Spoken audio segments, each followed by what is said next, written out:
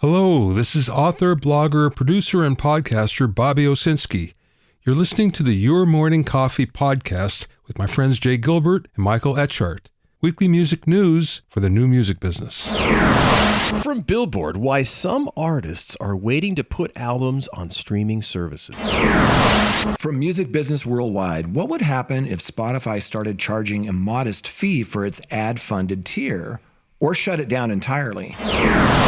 And from Patrick Clifton and his Tunes and Tales blog, the water cooler moment. So we break down these stories, plus Jay has been busy. He scores several groovy audio drops this week, including one with former Spotify algorithm architect Glenn McDonald about his new book, You Have Not Heard Your Favorite Song, How Streaming Changes Music. So buckle in.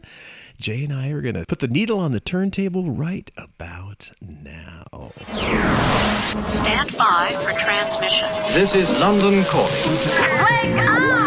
The revolution is at hand! Your morning coffee is on the air. On the air, on the air, on the air, on the air, on the air.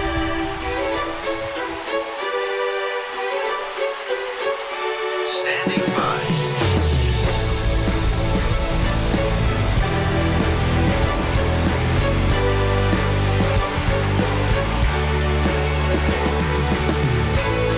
Your morning coffee, the weekly music news for the new music business.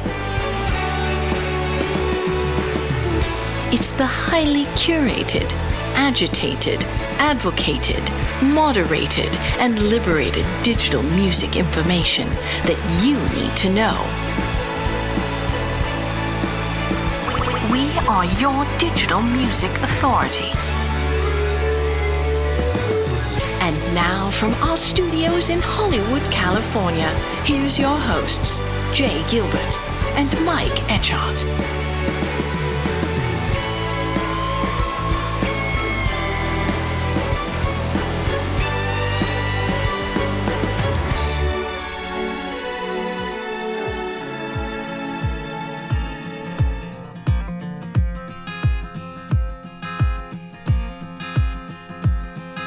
Simple as my mama said when I was very young. She told me not to worry, son, one day you'll be someone. But here I am at 21, as loaded as a stagecoach shotgun. I'm sorry, mama, please don't look at me.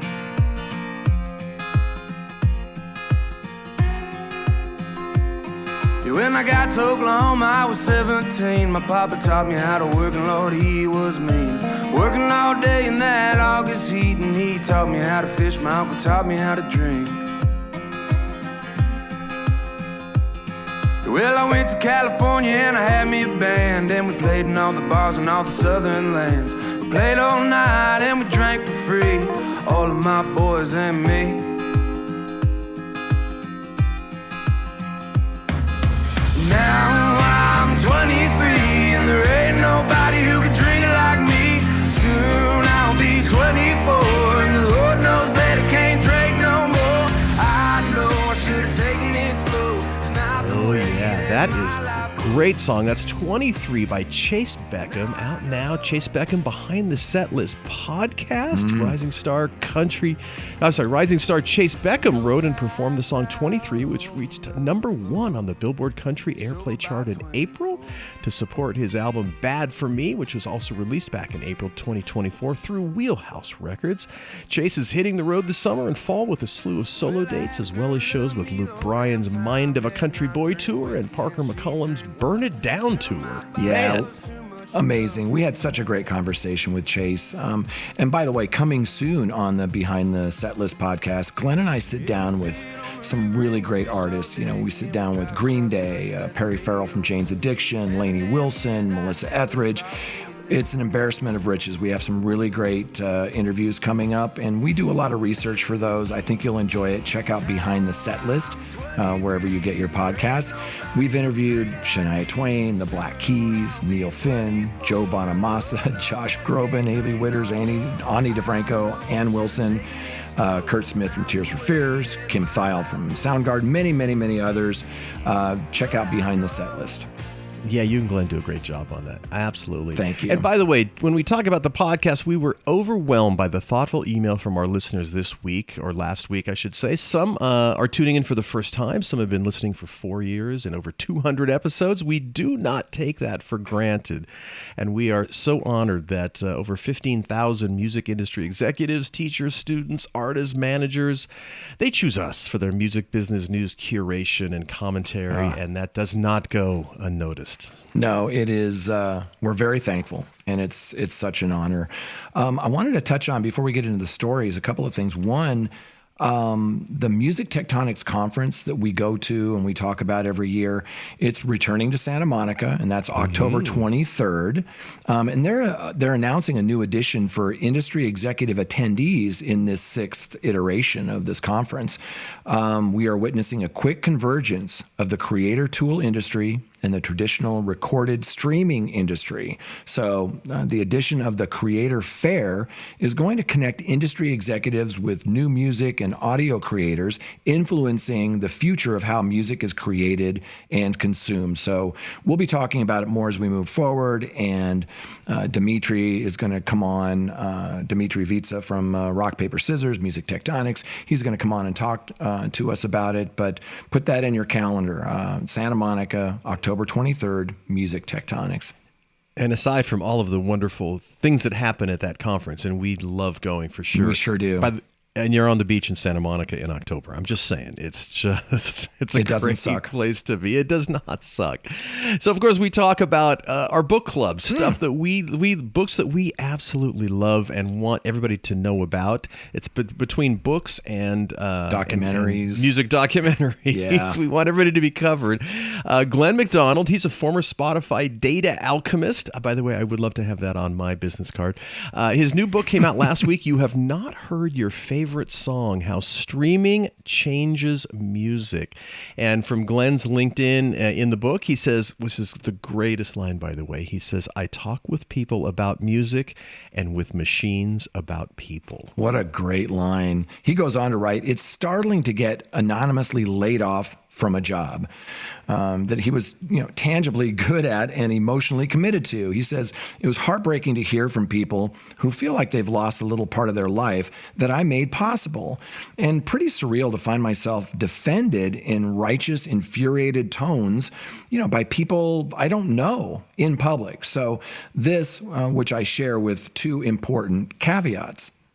Sure. He says, one is that there is not one monolithic Spotify algorithm, in quotation marks, and lots of stuff at Spotify uses algorithmic techniques that never had anything to do with me. He said, the other is that I don't really think I was laid off with grand purpose. I don't know. I'm only guessing, but my guess is that my name got picked by somebody who didn't understand the scope of my work, as opposed to somebody who did and objected to it. But then again, they've had a couple of weeks to notice by now, and I haven't heard from anybody in a position of authority to even have a conversation, let alone one longer than goodbye. Yeah, there were a lot of people I talked to that were pretty upset when he was let go this last December.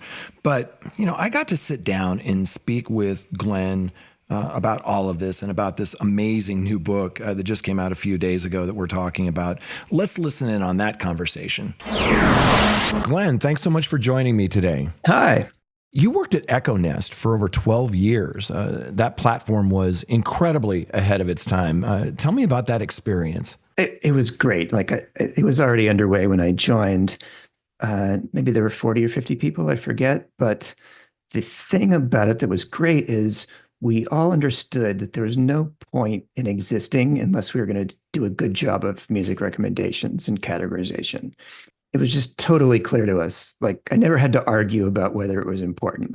If we were putting cartoon noises on a Franz-less classical station, we just had to fix it. It didn't matter.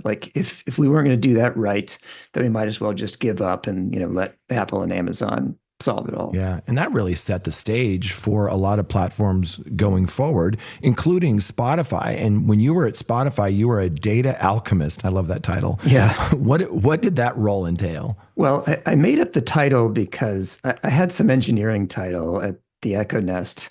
It was principal engineer, which is just a level. But when people would interview me then and write a story, they'd say the Echo Nest's principal engineer. And because the two founders were engineers too, and they were definitely more principal than I was, it was like really embarrassing. So I had to think of something else to tell them.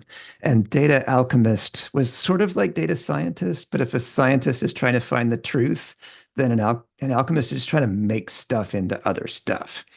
And that was my mission. So at Spotify, there really was a job title in the HR system that said that I was a data alchemist. And officially, my job was to experiment with what was possible to make out of all this listening data.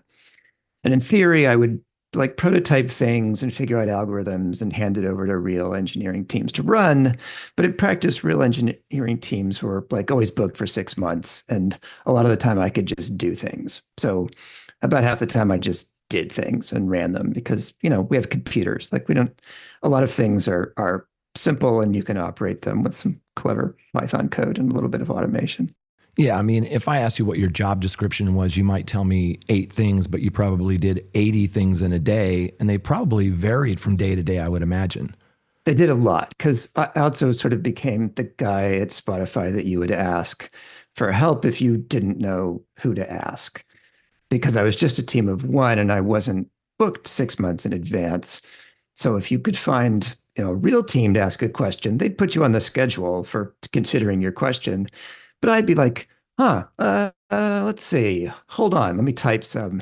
Actually, this is going to take me like 5 minutes. Can I get back to you in 5 minutes? And there's the number of things that you can figure out in 5 minutes once you're used to like what you can do with all the streaming data is really large. So that was fun. Well, I'm really enjoying your book. For those that don't know, the book is called You Have Not Heard Your Favorite Song, How Streaming Changes Music, and that's out now everywhere. You mentioned in the book that there's not one monolithic Spotify algorithm. So for those listeners with no prior knowledge about algorithms, how do they work? Well, this is a giant question, and asking like how do algorithms work is like asking, well, how do machines work? Like, well, you could sort of, there's probably a Wikipedia page on machine that like tries to explain this abstract concept. But basically an algorithm is like a bunch of loops of code and math. And in the music case, what's interesting is pretty much all the information coming in is from people. Like people listen, people make music. That music is itself sort of data. The listening is data. And all these algorithms are trying to make some useful sense out of that data. So you could sort of think of it all as collating collective knowledge. And, the simplest algorithms are like popularity, like count the streams of songs and rank them by most streams to least. Like that's how you make a chart. Of course, in streaming, it's a little more complicated because they're different tracks that have the same audio, like the same songs on a single and an album. So even counting, which seems like the simplest possible thing, gets a little complicated. Yeah, I like to say that, prior to release, record labels, distributors, managers, artists, they know more about that music than the DSPs do. But then once that sort of hits the street, the DSPs know an incredible amount of information, more than anyone knows, because of the behavior of what's happening. Are they saving it to their personal libraries? Are they listening to it multiple times? How engaged are they? Are they stopping listening after 10 seconds? Is it offending them? I can't even imagine the things that you learned looking at the data. So one of the interesting, like large human things I learned is that that's a massive amount of data, and yet it often misses important things that humans know. So I spent a lot of time writing algorithms that made playlists, and I was always careful to say, like, this is not what a human would do. Like these processors are not fake people, and a person making this same playlist for whatever it was would bring a whole bunch of human knowledge that the computers don't have access to. Like if you were making an introduction to heavy metal as a person and you happen to be like a metal fan, you would make a playlist that responds to the history of metal. You might include a song that doesn't sound super metal, but was like influential in the formation of the genre. You might put things in sequence because they happened in historical order. There's a bunch of things you would do to make a coherent story. Most of those things, the computer doesn't have enough data to do. And so if you're using algorithms, you just have to do something else. You have to arrange them in some method that uses data the computer has. So that was sort of my like reminder to be humble as a programmer and keep in mind that you can't be a person. So try to explain clearly what it is you're doing and do something that the computers are good at, because the computers are good at some things that humans aren't good at, like knowing all 100 million songs at once. Person doesn't know that. You also built one of my favorite websites, everynoise.com. Tell me about how that came about, and what's the future now that you've left Spotify? What is the future of everynoise.com? So for people who haven't seen it, the front page of everynoise.com is a giant map of all the genres that we tracked at Spotify as of my departure in December. And it's an algorithmically laid out map on a screen, and you can explore it and click and hear samples. It originated long ago at the Echo Nest, before we even got acquired by Spotify, as an internal diagnostic tool, because we were training machine learning processes to do things like recognize whether a song has vocals or not. And when you do that, like, it's easy to do and then hard to tell how well you've done. So I invented this thing to sort of organize the results of one of those tests by genre, because then you could sort of see whether things corresponded with what you knew the right answers would be. Like, if you're trying to figure out whether there's vocals or not, then classical music ought to be down at the bottom where there are not vocals, and like rock and pop ought to be closer to the top, and like vocal house better be near the top, because if there's not singing, it's not vocal house. And as I used it for diagnostics, I was like, this is kind of an interesting way to look at the music, period. So I like put it up on a website, on my own personal website one day, and the effort kind of evolved from there. It is so much fun to play with. There's so many different genres that I've never even heard of, but I love that feature where you can kind of just click on it and get a sense of, oh, that's what that is. And it's a rabbit hole. I mean, yeah. you go in there and you can fall into it. So where can our listeners get your book, number one, but also sort of learn more about you, Glenn? My personal website is furia.com, furia.com, and my blog contains musing on anything that interests me. It's totally a blog in the old sense. The book is available at Amazon and bookshop.org. And if you live in the UK, it might be in bookstores. In the US, you'll probably have to order it. Yeah. Congratulations. Such a great book. Thanks for taking the time today, Glenn. We appreciate it. Sure. Bye. Highly recommend the book. You have not heard your favorite song, How Streaming Changes Music Wherever You Get Your Books. A couple of things that were really hot in the news this week I wanted to touch on. One, which we talk about quite a bit, is AI voice models. So they're back in the news this week. And, we started talking about this years ago. And really one of the big things we talked about was this TED Talk in April of 2022 by Holly Herndon. And the headline of this TED Talk was, what if you could sing in your favorite musician's voice? So what if you could create new music using your favorite musician's voice? Sharing her melodic gifts with the world, multidisciplinary artist Holly Herndon introduces Holly Plus, an AI-powered instrument that lets people sing with their own voice.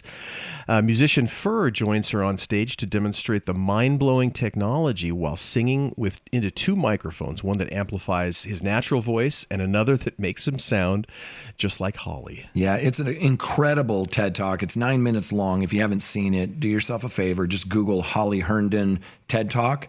It'll blow your mind. And it's been growing and innovating exponentially since then. And a couple of things we're going to touch on right now. One, there's an announcement by Universal about AI voice models. And then there's this company we've been talking about called Kits.AI. And I talked to Evan Dhillon over at Kits.AI. It's really an innovative AI platform pushing the boundaries of music production. Kits offers the ability to generate vocals, AI artist voices or custom models, the tool provides an option for a one-click training to create your own AI voice, making it personalized and a versatile option for creators. So I sat down and asked Evan Dhillon, to break it down for us, and here's what he said. Evan, thank you so much for joining me today. Good to see you. Thank you, Jay. Excited to be here. Before we jump into this, let's take a step back and look at the background of AI voices, sort of that evolution. Tell us about that, if you would. Yeah, absolutely. It's a very new technology, following the broader kind of movements in AI. And I think maybe some of the first moments people may have heard about it could have been in these AI Drake covers and whatnot. And that actually gives a pretty good example of how it could be used in some ways, which is, converting one's voice to sound like someone else, most simply. And so over the course of the last year, like any new technology, there's a lot of new use cases that are coming out over and over again. And there's a lot of great, very ethical and valuable applications within the music world. We were just talking about this off air, but this use case of producers being able to put together demos and voices of artists that sound nothing like them. So I could be, an older male producer working with a younger female artist, and I can go on our platform or other platforms and find a, female singer-songwriter voice that sounds so much closer to the artist that I'm working with on the other side, and use AI voice technology to convert my voice and then put that back into my demo track to pitch out to that artist. And not only that, but you can clone entire voices of other people. And there's all kind of use cases within music and beyond music as well for the technology. Yeah, and you mentioned the word ethical. So Kits has partnered directly with artists to license and release their AI voices, but retaining full control over how that's used. Tell us how that works. Yeah, absolutely. So from the very start, it's been very important to us to keep artists at the forefront of what we do. And early on, when we were adding AI voices to our platform, we would work directly with artists. We would acquire the rights to a vocal data set, which is 15, 20 minutes of them singing, and then train a voice with that data set and put it on the platform. And we saw that as sort of table stakes ethics of working with artists there. And there's a lot of conversations in the AI space broadly about where people are getting their training data and this and that. But for us, it's always been very important to work directly with artists. And with our new program, we actually want to take that a step further. Program is called Kits Earn. And instead of just paying a one-time lump sum to artists to acquire the rights to their voice and their data, we want to give them continual payouts. So the way the program works is we'll work directly with an artist. We'll help them create a voice model of their own voice. They'll retain all rights to that voice model. And then they can share that voice model on the Kits platform and actually earn payouts every time that model is used on our platform by producers. And this sort of helps align these incentives between us and these artists such that they're actually really excited to put their voice on the platform. They can be present in 1,000, 10,000 different studios at once and get paid as their voice is used. This is evolving so quickly. It's like voodoo or witchcraft. I read that you partnered with Steve Aoki, Blau, on the EDM side. What are some other artists that you've partnered with so far?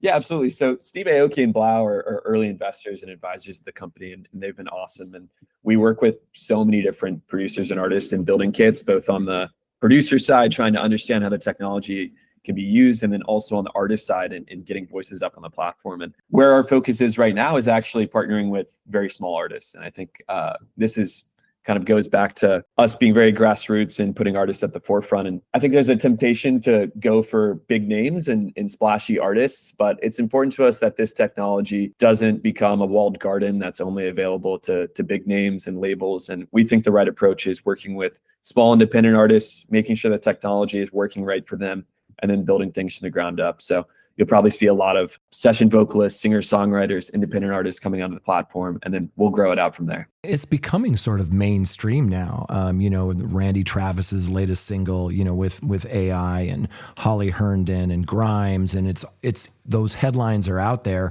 and I feel like you're in a position right now sort of ahead of the pack with some of this stuff. So tell us where our listeners can learn more about Kits.AI. Yeah, absolutely. Well, it's in the name right there. You can find us at www.kits.ai,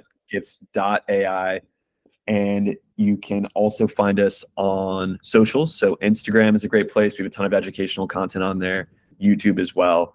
And we'll be sharing out a lot more about Kits.AI across our socials and the website. So check us out.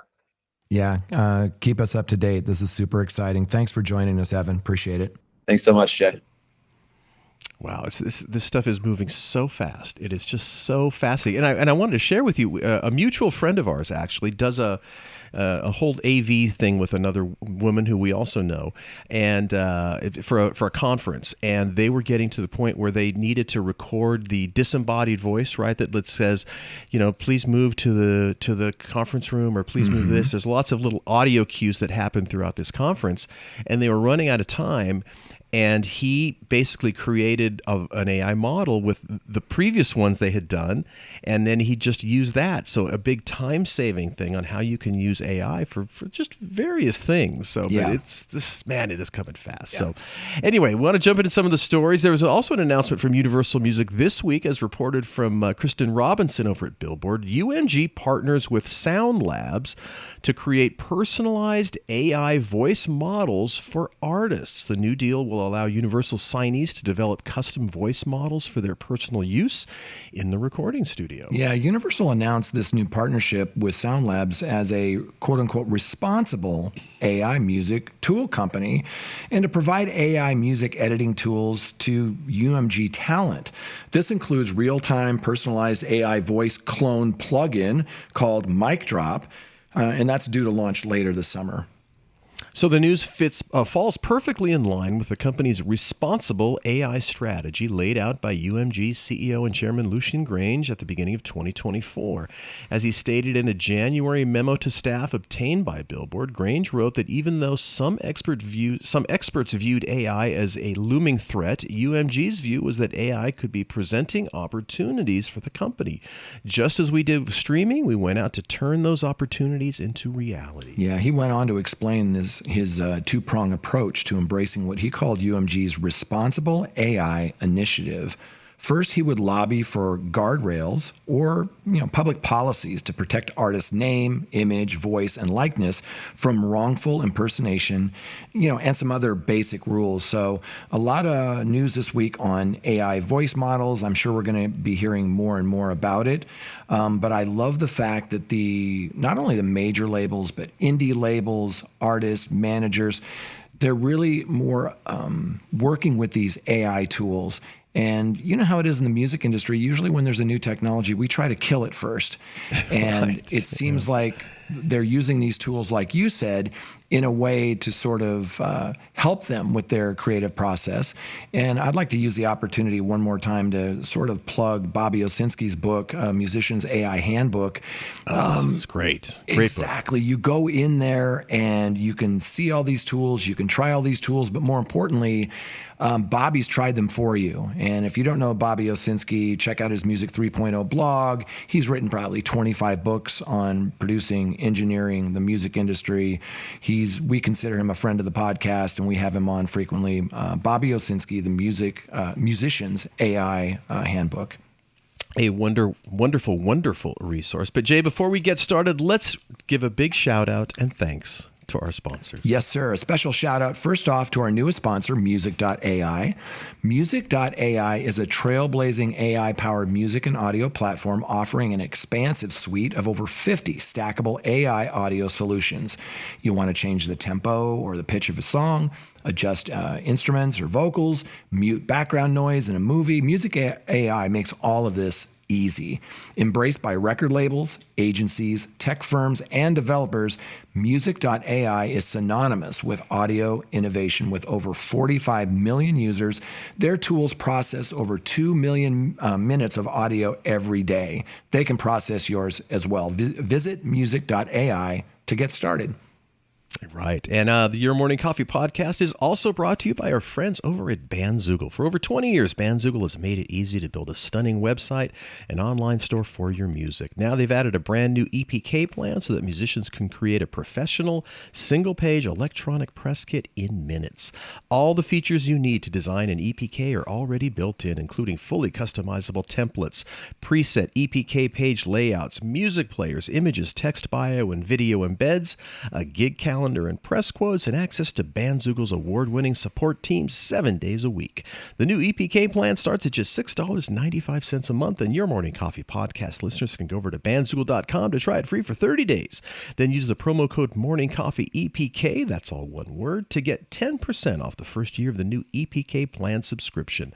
That's Bandzoogle.com, promo code MorningCoffeeEPK. Yeah, and a special thank you to Hypebot. Since 2004, Hypebot has chronicled the new music industry and the trends and technologies that are changing how music is discovered, consumed, marketed, and monetized. Edited daily by founder Bruce Houghton with help from Alana Bonilla, Hypebot and sister blog Music Think Tank are published by live music discovery and marketing platform Bands in Town.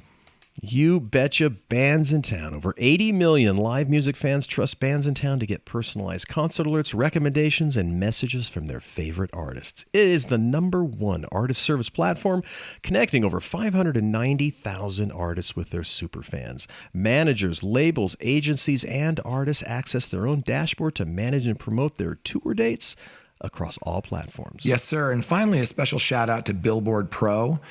You want to know what everyone in the music business is talking about? Get in the know with Billboard Pro. Billboard is offering Your Morning Coffee readers and listeners a special 50% discount off of the price of your subscription. 50% off. Just click on the link in Your Morning Coffee. Right. So a big thanks again to our amazing sponsors, Bandzoogle, Music.AI, Hypebot, and Bands in Town. My goodness, we certainly appreciate it. We sure do. Couldn't do it without you guys. So big thanks. And of course, I get to hang out with none other than Jay Gilbert. Sure, he's a good dancer, but he's also the music industry consultant. He's the curator of the weekly Your Morning Coffee newsletter and a former executive with Universal Music, Sony Music, and Warner Music Groups. Yes, sir. Although I couldn't dance to save my life. I get to do this podcast every week. We've done over 200 episodes together. This is Mike Etchart, longtime host of Sound and Vision Radio, formerly of SST Records, Warner Music, Capital EMI, and Universal Music Groups. A checkered past indeed. But what do you say, Jay? We jump into our stories. Number one, why some artists are waiting to put albums on streaming services. This is by Elias Light over at Billboard, with the streaming model under attack for limiting artists' ability to cultivate fan relationships. Some acts are experimenting with alternative rollout strategies. Yeah, I'm seeing this more and more. It's super interesting. Another great piece from Elias. When NX Worries, the duo of Anderson .Paak and Knowledge, when they released their second album on June 7, they made it available on vinyl, CD, and cassette, not streaming.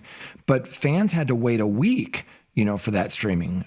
So why? The goal was to, quote, to recreate the nostalgic feeling of truly appreciating the experience of a physical product that we all grew up with, within the pre-streaming era. And that was from Anna Savage, who manages Anderson .Paak. Not only that, they said we wanted to do something special for their fans by giving them an opportunity to experience the record a little earlier. That's Jason McGuire, general manager at Stone's Throw, the label that supports NX Worries. Combined with a pop-up event in LA, hopefully more people are talking about the record leading up to the streaming date. Yeah, most modern albums are released simultaneously on streaming service and physical, and that includes an array of physical versions. Or they hit streamers first, and then the vinyl edition comes out later. That's pretty common too. But as the streaming model is increasingly under attack from all sides, for undervaluing music and limiting artists' ability to cultivate relationships with their fans, more and more acts are experimenting with alternative rollout strategies. So Andrew Jervis, he's the chief curator over at Bandcamp, said there shouldn't be a one-size-fits-all strategy. We're talking about art here. We're not talking about widgets. The hope is that different approaches can fire up the base and serve to re-engage some listeners at a time when album releases are increasingly rote. And with all the magic of a morning commute, the consumer is not happy with the way they are consuming music right now, says Enrique Mag Rodriguez, who's the founder of Even, a platform that enables artists to sell albums and experiences directly to fans before their releases hit streaming services. Right. Elias goes on to write that testing alternate release strategies may also allow musicians to generate more money from their biggest followers. Quote, if you permanently emphasize pointing your fans somewhere where they can simply listen to whatever they want, whenever they want, for this, rental fee, it's kind of hard to convince them to come back and open their wallet. And that's, Jervis noted that. So as former Spotify chief economist Will Page, our good friend, wrote recently, for a streamer to provide a record label the same amount of value from an album as a vinyl buyer, a customer would need to press play over 5,000 times or stream for almost 2 weeks straight without sleep, a virtual impossibility. He goes on to say consumers are paying more for the same with vinyl, but paying less to access more with streaming. Thank you, Will. Notably, a lot of alternate rollout ideas echo debates from roughly a decade ago. And that's when, the streaming model was starting to take hold. Rodriguez points out, and he points to Nipsey Hussle, for example, who famously sold 1,000 copies of his 2013 release, Crenshaw, for $100 a piece, while also making the project available for free on various mixtape sites. The rapper said at the time that he was focused on fully serving the fans that have connected already. Around the same time, multiple stars like Adele kept albums off the platforms for a time. 25 didn't make it to Spotify until 7 months after release, for example, which helped ensure a massive first week of sales. Adele said new releases should be an event and called the streaming model a bit disposal. Some artists debuted albums exclusively on Apple Music or Tidal before making them available more widely, or made them available only for premium subscribers. Right, but some of these windowing strategies went out of fashion in the mainstream music industry. Major labels and prominent indies often want streams and physical sales to hit the same week. And that's so they can maximize the first week numbers that the industry uses to judge commercial success. More than 600 million people around the world now listen to music on Spotify every month. Any artists looking for global scale are unlikely to turn their back on that potential audience. Plus, they're wary of offending the streaming services by withholding releases. Smaller artists and record companies are making different calculations, however. At this level, earning even just a few hundred extra CD or LP sales by temporarily withholding the album from streaming, that can provide a nice boost. While Jervis encourages people to put their music in as many places as possible, in quotation marks, he has seen this boost firsthand. Last year, the duo Knower released Knower Forever exclusively on Bandcamp. They were pretty forthright about it. We need to make some money. Here's where you can come and support us by buying this record, Jervis says. And that's what fans did, purchasing something like $85,000 worth of vinyl and some similar amounts in digital. The album didn't appear on Spotify until several months later. Interesting. One of the top 25 labels on Bandcamp is International Anthem, the jazz label co-founded by Scott McNeese. For about 6 months, the company has been experimenting with putting out physical releases and digital downloads a month before uploading albums to the streaming platforms. So like McGuire, McNeese says, we want to be serving people who care enough about that particular album and artist to directly purchase that music. So International Anthem hasn't received any pushback yet from streaming services as far as other people getting the album before them. That's according to McNeese. As an added bonus, indie record store owners are thrilled with the label's approach. Especially with the dwindling media market for music, having people care about your music on the ground level at independent record stores is one of the main ways to get the word out, McNeese continues. We've gotten an enormous amount of positive feedback from record store owners who are excited to have an exclusive release to tout to customers. Yeah, both McGuire and McNeese believe that offering physical releases first will not cannibalize the streaming audience. The people who buy the record will probably stream it at some point anyway, right? Not only that, before, when all the different formats were released on the same day, our energy was split with our messaging. McNeese added that. Stream the album, buy the vinyl. Under the new regime, though, we're able to focus a lot more energy specifically on driving traffic to those streaming platforms. Once the albums are uploaded to the various services, a later streaming date provides a sort of a second marketing moment. So Rodriguez is also adamant that selling directly to fans before putting albums on streaming services is addictive. As fans purchase, they are more likely to share on social media, boosting artist algorithms. He said this also translates to increased visibility on streaming platforms. So the company even EVEN, which raised more than $2 million in 2023. They've run more than 3,500 campaigns for artists to date. Rodriguez likens this platform to traditional movie theaters and music streaming services to Netflix. Most campaigns go live on EVEN 14 plus days before their wide release, he says. The average album sells for $25 and the average single sells for $9. It's all done in a pay-what-you-want model where the fan decides its value with a minimum preset by the artist.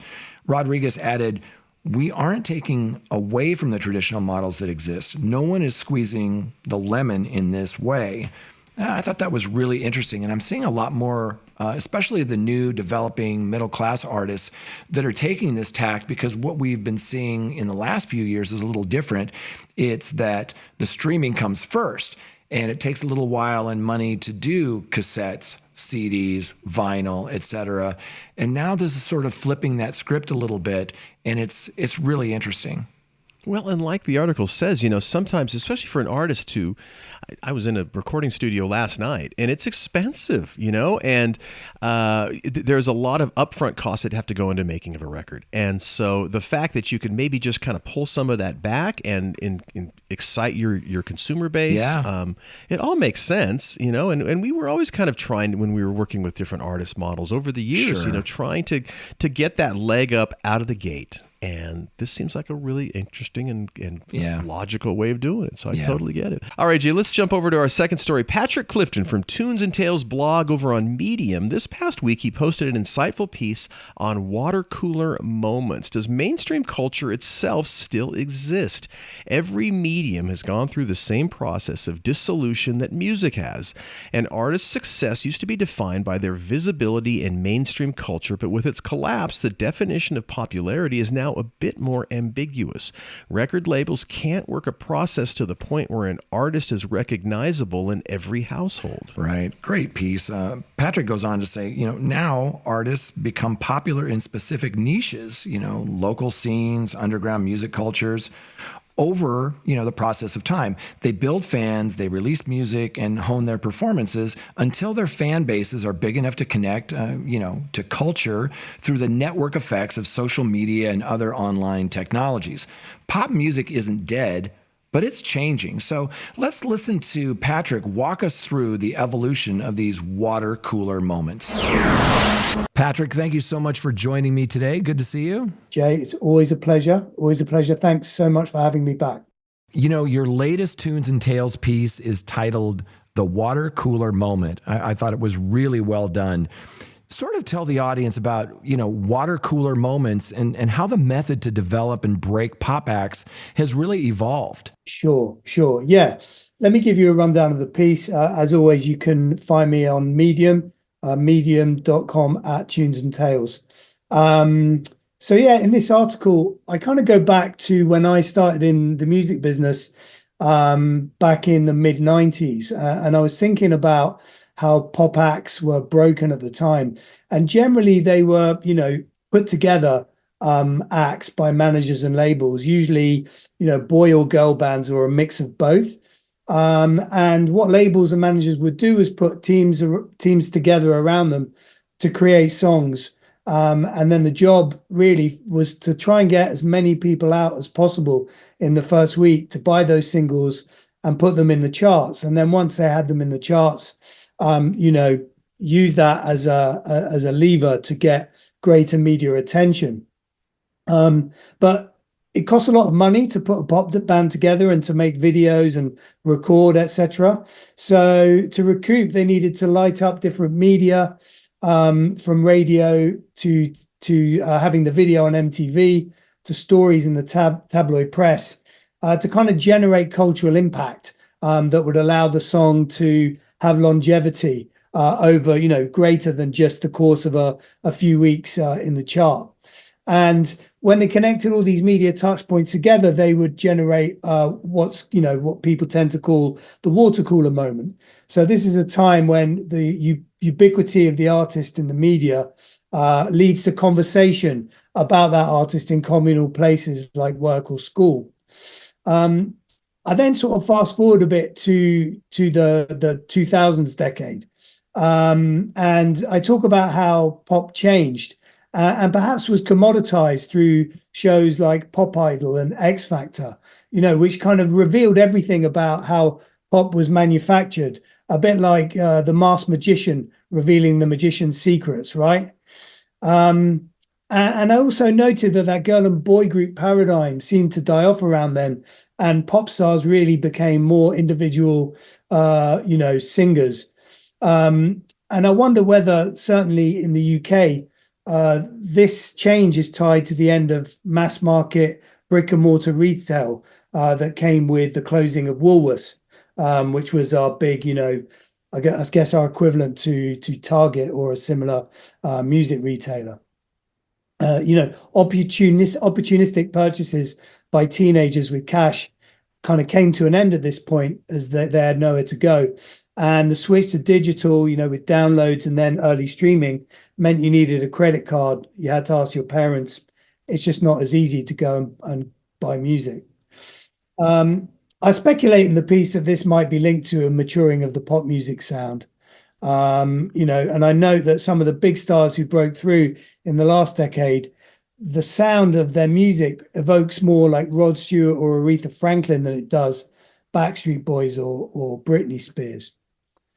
And then, to close out the piece, I kind of go, I come back more to the present, post-pandemic.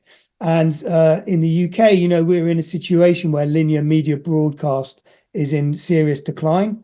There are no mass audience TV performance shows anymore. Youth focused radio has declining audiences. And the audiences that they do have seem to generate negligible impact in terms of streaming consumption. And so, in short, the water cooler moment, it doesn't seem to happen very much nowadays. I think here in the UK, probably the last time we had it was when King Charles had his coronation, and there was a concert on TV, had about 50% household penetration in terms of viewing. But that's a once in a lifetime event. So, I don't know how often we're going to have more of these coming up. And globally, I think, probably Taylor Swift's tour or the Drake Kendrick beef are the only two recent examples of a kind of water cooler moment that I can think of that have the same sort of impact. And then the final thing I do in the piece is compare UK and US culture, because I think it's very interesting at the moment in the UK that we're struggling to break domestic artists, and our chart in the first 6 months of the year has had an unusual bias of US artists, coming through. And I speculate as to whether this is because our two cultures are really kind of very, very different in a lot of ways when it comes to wider culture and music culture more specifically. We have a sort of state-sponsored broadcast television and radio, which at its peak 15 to 20 years ago, was able to capture over 50% of the adult population and something like 80% or more of households. You just don't see that in the US, where the radio landscape, for example, is widely kind of disaggregated. And then it's a federal country in the US. It's like there are 52 states, I think that's correct, and all of them are very different culturally. They have different technology and communication industries, and so like the way and type of music that's consumed in Washington State is very different to Charlottesville, where I lived for a couple of years. Like how music is lit up in those two different geographies is very different. But what that means is in the US, like the industry is more used to focusing on a smaller geographical area or a smaller new musical niche and making something really big, and then connecting these different touch points together to generate momentum. And I think they're more used to doing that over a longer period of time. Whereas in the UK, we almost had this like artificial value chain to generate the water cooler moment with the way that our broadcast culture is constructed. And so, yeah, that's the closing point of the piece is where I think through that a little bit more and wonder whether that's why the US is having such a lot of global success at the moment. So yeah, there you go. I hope folks who listen to it and enjoy it. Read the piece and enjoy it. Yeah, another brilliant piece. Again, Tunes and Tales. The blog is on Medium. Patrick, always a pleasure. Looking forward to your next one. Thank you so much, Jay. All right, and our last story from Music Business Worldwide. This is by our friend over there, Murray Stassen. What would happen if Spotify started charging a modest fee for its ad-funded tier, or shut it down entirely? The current model of free ad-supported music streaming could be headed for an overhaul, Jay. Yeah, Murray does such great work over at Music Business Worldwide. You know, Tim Ingham and the whole staff over there, they're world class. And I love how they break this stuff down, because we've been talking about, well, what happens if we do change, this ad-supported stream thing, with Spotify? And so maybe there's, like Stringer said, maybe there's a modest fee, whatever that is. Well, they sort of dig into this. So last month, you'll remember we reported that Sony Music chairman Rob Stringer took aim at, freemium services offered by the likes of Spotify during a presentation for, Sony Music Group investors. And that was on May 30th. Stringer pointed out to a poor contribution to streaming monetization from free streaming tiers, stated that their primary purpose, as opposed to generating meaningful revenue, is to convert users into paying subscribers. Right. So the Sony executive then suggested that DSPs should close what he called the growing price gap between paid and free users, especially in mature streaming markets.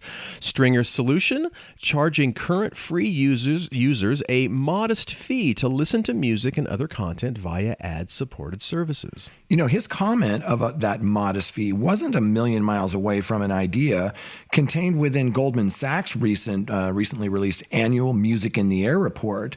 That report noted that, quote, as the monetization of paid subscription improves, we believe that there is an opportunity to better monetize the vast pool of freemium users and evolve the ad-supported offering to improve paid conversion rates.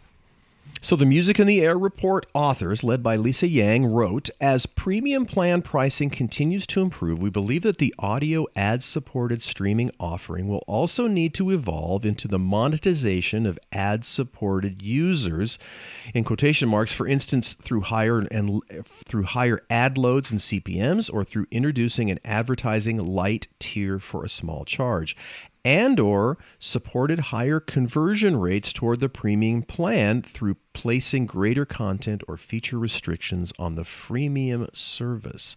As noted by Goldman's analysts, premium music streaming monetization has been improving lately via price hikes. Those price hikes. Spotify, the world's largest subscription music streaming service, just announced its second price hike in the space of a year for its U.S. subscribers. Spotify's premium individual tier will now be $11.99 per month in the United States. Similar pricing changes are taking place in the U.K., and they're expected soon enough in Europe. So what would happen if Spotify, as Stringer suggested, now additionally began charging a modest fee for access to its ad-funded tier?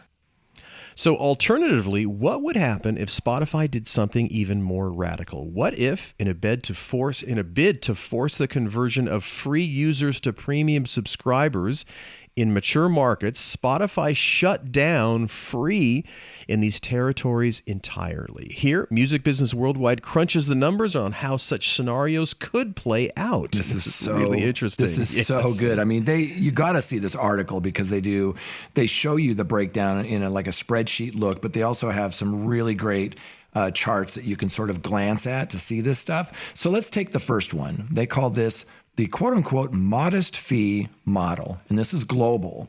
You can look at this first part as an unrealistic hypothesis, but one that sets the scene, okay? So before we begin crunching the numbers, we should say this. In Q1 2024, ad-supported revenue at Spotify globally stood at about $422 million, barely more than 10% of the total money generated on the platform. And we touched on this last week. Think about that for a second. It's, I believe, something like 64% of their subscribers are doing the ad-supported, but it only generates 10% of the revenue.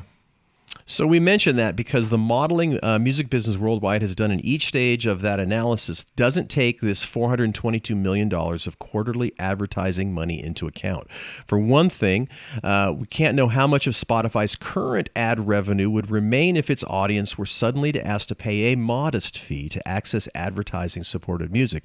It's a fair bet at least some of it would be sacrificed, for sure. Of course. Yeah. And so now let's move on to the scene setter, right? According to Spotify, of its 615 million global monthly active users, that's in Q1, 388 million of them were ad-supported users. So what would happen if we started charging these 388 million people the equivalent of just $1 per month to access this ad-funded tier?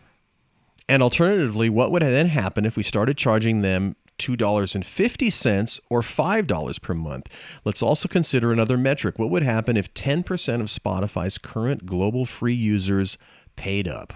What if it was 25% or even 50%? Here are the answers to those questions. Within the parameters we've set out, Spotify would generate anywhere between right around $466 million per year for a $1 monthly modest charge.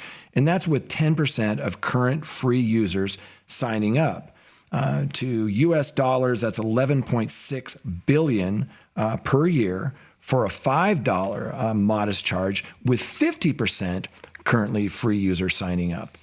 Right, quite a range. So now, when we mentioned the above was an unrealistic hypothesis, we meant it. There are a few reasons for that, but it's mainly summed up by this. There are many parts of the world where the equivalent of $5, roughly Spotify's global premium monthly ARPU, would be considered far from a modest fee and would in fact buy you multiple full Spotify premium subscriptions. Take, for example, India. A standard individual Spotify premium subscription in India today would cost you about 119 Indian rupees per month, which is really the equivalent of just $1.43. Right, I hadn't thought of that. That's without additional potential discounts via family plans, telco bundles, local annual deals. India is not only one of the fastest growing music streaming markets, but by the end of 2024, it might actually become the number one streaming market in the world by volume. So Sony's Rob Stringer suggested that requiring a modest fee to access Spotify's ad-funded tier, therefore, was surely more of a nod to a mature market, like the US, UK, Europe, rather than these so-called emerging markets like India. Right, and that makes sense. So that's especially true when you consider that the total number of paying subscribers in the U.S. grew by just a little over 5.2 million in 2023, according to the RAAA, compared to nearly triple that figure, a little over 15 million year over year back in 2020. Plus, according to IFPI data, ad-supported revenues from audio music platforms grew just by about a little over 3% year over year in the U.S. last year in 2023. That is slower than inflation. With all of that understood, let's now solely focus on the two most mature and established designated markets in Sony's corporate landscape. That, of course, is North America plus Europe, which includes the UK. Right. So let's look at North America plus Europe. Using approximate math based on Spotify's own numbers, Music Business Worldwide estimates that the service currently has around 128 free users across North America. That's US and Canada, and Europe, including the UK. Right. So with all that established, let's get down to business, as they say. If there are approximately 128 million free Spotify users in North America and Europe, including the UK, we can determine what revenue impact a modest fee, in quotation marks, requirement for Spotify's ad-supported tier might have in these territories. So once again, the below calculations in this article do not consider any revenue that would continue to be generated from advertising on these tiers in these markets. They only show how much new money the introduction of a modest fee on Spotify's free offering in North America and Europe might generate. Once again, we've considered whether the modest fee might be worth $1, $2.50, $5.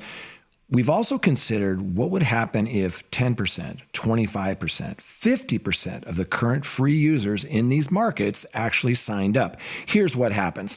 Spotify generates anywhere between $153.6 million per year for a $1 monthly modest charge, with 10% of the current free North America, European users signing up, all the way to a possible $3.84 billion per year. And that's for the $5 monthly charge with, around 50% of the current, North American and European users signing up.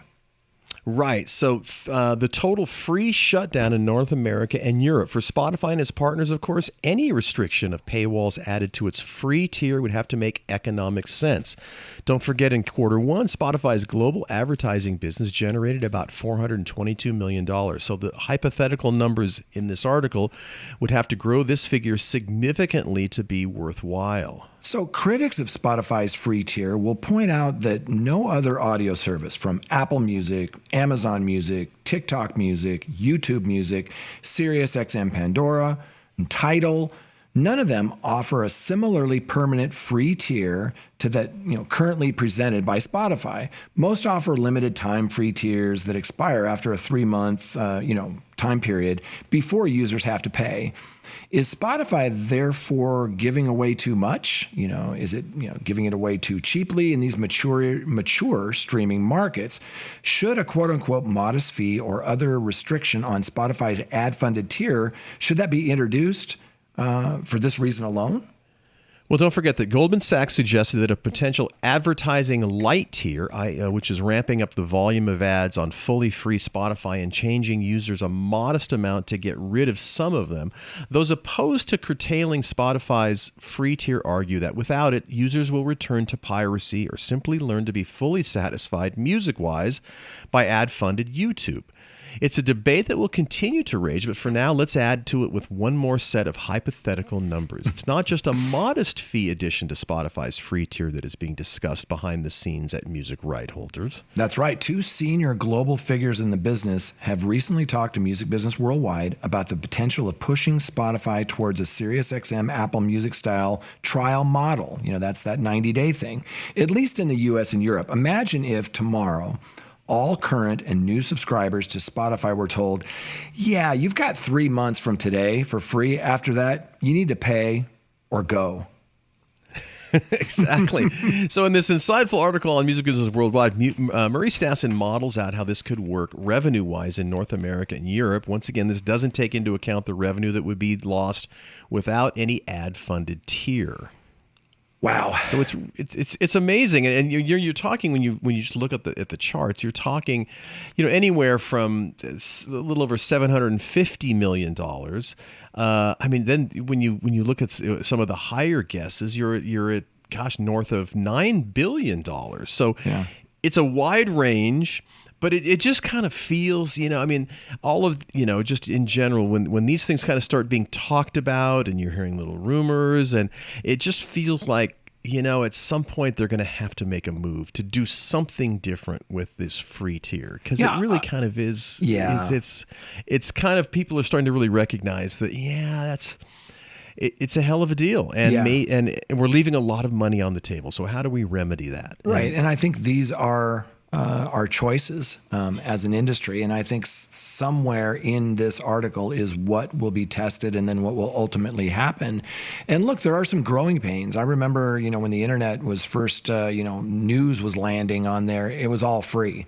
And then slowly over time, some of these places that have, these premium things, even Music Business Worldwide and Billboard and New York Times, they have these free tiers. And it's worth it. And then you just sort of bite the bullet over time. Like, look, this is important stuff and I need to have this. And the same with music. There's such value there. Just think about that access to all of that music on your portable device whenever you want. And it hasn't even kept up with inflation. We all know it's grossly underpriced. And I thought that Murray's article here really broke it down in a really interesting way. The thing that he says in here is that we don't really know, if we charge a small fee, medium fee, heavy fee, or, we do the 90-day thing, we don't know how many people are going to actually pony up and pay. We just don't know at this point. So it's going to be super interesting watching this evolve. But great piece from Murray Stassen in Music Business Worldwide. As always, absolutely. So, hey, it is time to wrap up the show, Jay. We want to say if you enjoy this show, gosh, please tell one friend. We would certainly appreciate it. And big thanks to Bandzoogle, Music.AI, Hypebot, and Bands in Town. This would not happen without their generous support. So Jay and I never take that for granted, nor do we take for granted that people listen into the show. So we thank you for listening this week. And just so you know, we'll be back next week on the Your Morning Coffee Podcast.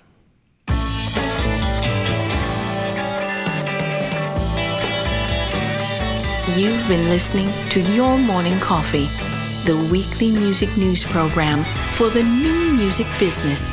Join Jay Gilbert and Mike Etchart next time for the digital music news you need to know.